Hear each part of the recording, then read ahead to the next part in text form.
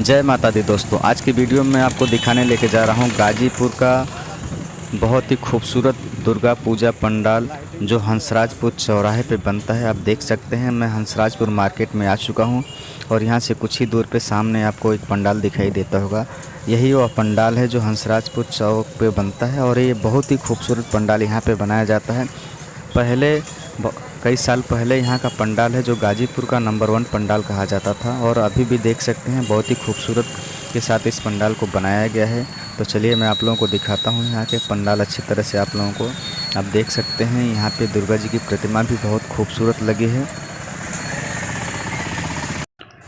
दोस्तों यह दुर्गा पूजा पंडाल हंसराजपुर मार्केट के ठीक मध्य चौराहे पे बनाया जाता है और यह बहुत ही पहले से इस पंडाल को बहुत ही खूबसूरत बनाया जाता है और इस साल भी यह पंडाल काफ़ी खूबसूरत है। और यहाँ की माता की प्रतिमा भी आप देख सकते हैं बहुत ही खूबसूरत है और यहाँ पे सजावट भी बहुत ही खूबसूरती के साथ की जाती है, आप देख सकते हैं।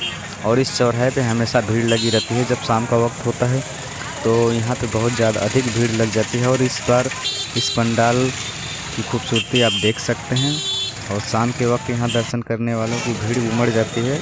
और जैसे शाम को लाइटिंग जलेगी तो यह पंडाल और भी खूबसूरत लगने लगता है।